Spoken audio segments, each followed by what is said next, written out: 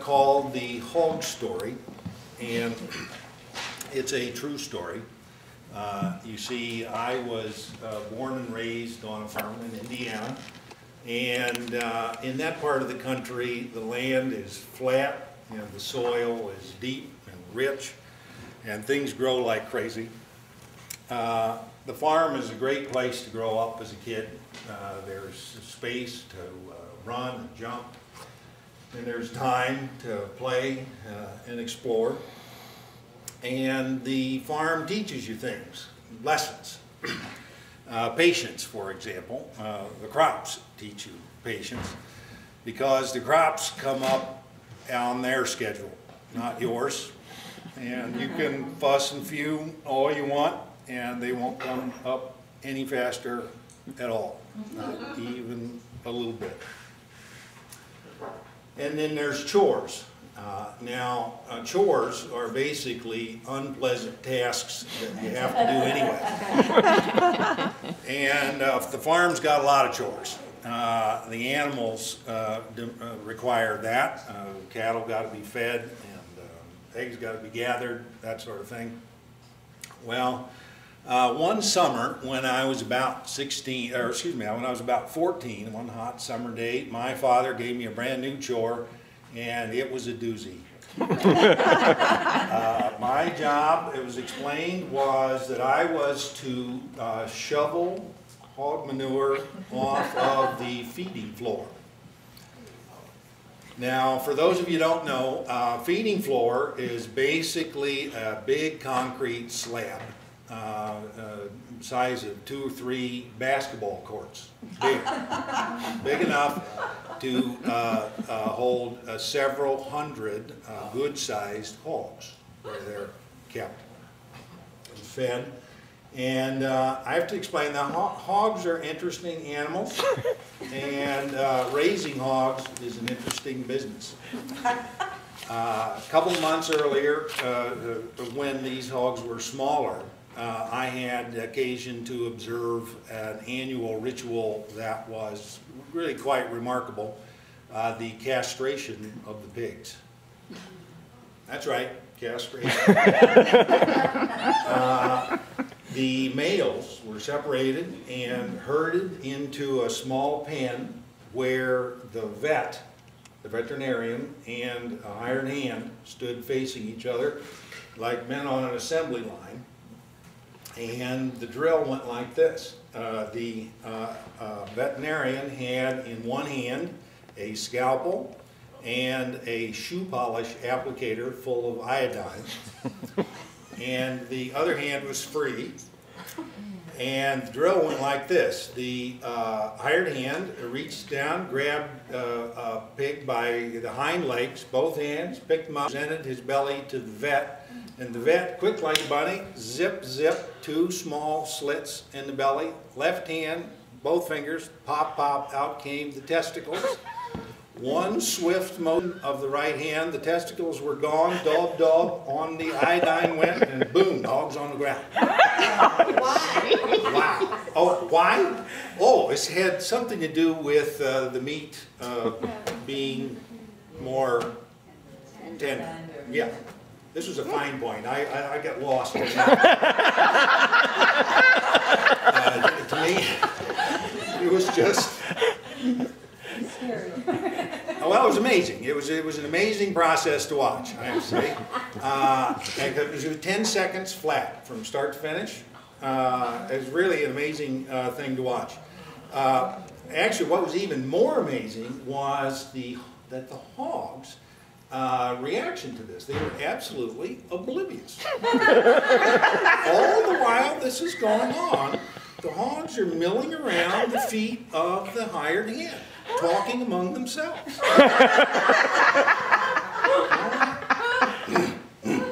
I'm hungry.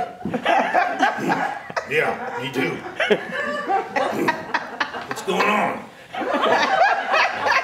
I don't know. Hey, let go. Hey, wait a minute. Hey, hey. Hey, no. Oh, yeah. Oh. Down on the ground. Wow, that hurt. Yeah.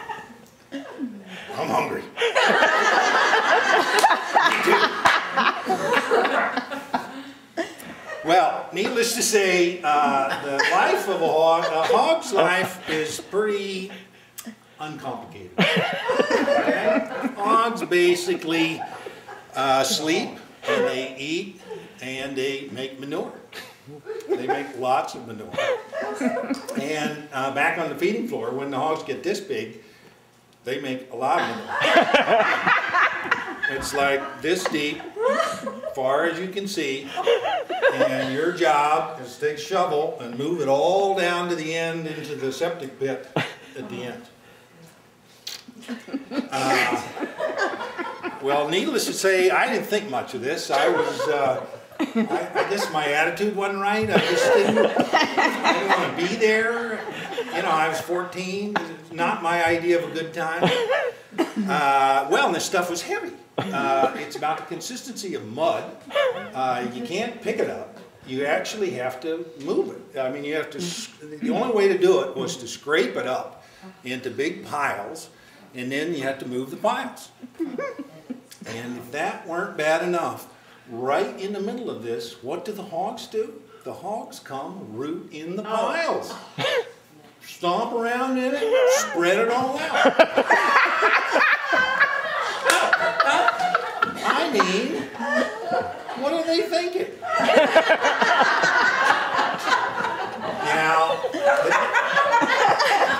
Now, there was a theory circulating at that time that, contrary to popular belief, hogs were actually very smart. Smarter than most of the domesticated animals. Well, I have to tell you, I have never seen any evidence to support that at all. And here's a prime example. When presented with a pile of their own manure, what do? Stomp around in it. What are they thinking? What's that? Pile of manure. Might be something to eat in there. Yeah, let's go. Off they go. Well, needless to say, I found this very frustrating. And,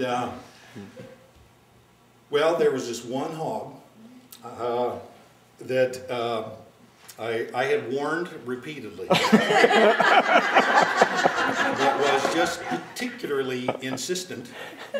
And when he turned back for the third time to come back into the same pile after having been warned, I'm sorry to say, I lost my temper. I lost my composure. Something snapped, and, you know, I lost it.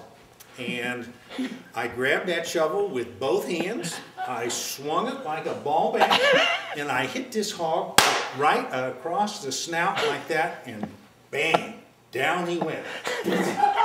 Fell right over, fell like a shot, dropped like a shot, fell straight over sideways, hit the ground with a thud, lay still as a stone, absolutely motionless. I was thunderstruck. All I could think of, my God, I have killed a pig. My God, I have killed a pig. And then my blood ran cold, and I thought, if your dad shows up and sees that pig down, he's going to hit you with the shovel. You have got to get that pig up. So, there he was, and pig, get up! Nothing, no motion. So I poked him. Pig, get up! Still nothing. So I reached down, I grabbed his ear, pulled on his ear. Pig, get up! And this big eyelid flies open, this big black eye stares up and up there, looking up at me, looking down at him. And all I could think of was, he's alive, I'm saved. And what he was thinking was, wow, that hurt. What was I doing? I know, I was looking for something to eat. And some guy hit me with a shovel. And, oh, there he is! Run! And run he did. He ran like a bat out of hell. He took off like that, feet of flying like that. He must have, well, he would have been doing 20, 30 miles an hour, except he was still lying on the ground. He was flat dead sideways. He wasn't going anywhere. He had no traction. Honest to God, there he was. What a sight. He was laying on his side, running like crazy. Like that great rooster tail of manure flying through the air. Oh, God, what do you do? Nothing. There's nothing you can do. Wait till he wears out. He's not going anywhere. And sure enough, pretty soon he tired and slowed down, and then he stopped. You know, all of a sudden with a grunt, and he rolls over on his belly, then looks around, and staggers to his feet, and then wobbles off like a drunken sailor. And of course, within 2 or 3 minutes, he's good as new, running around like nothing ever happened. And wouldn't you know it, what does he do? Come right back into the manure pile, hadn't learned a thing. So, I mean, I have to admit, in fairness, it was the pile one over.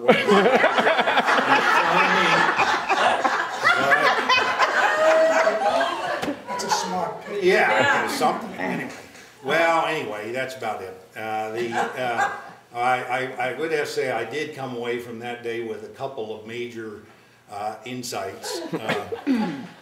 One is don't ever raise your hand in anger, because no good's going to come of it. That's number one. And the second was I realized at that moment that when I grew up, I was not going to be raising hogs for life.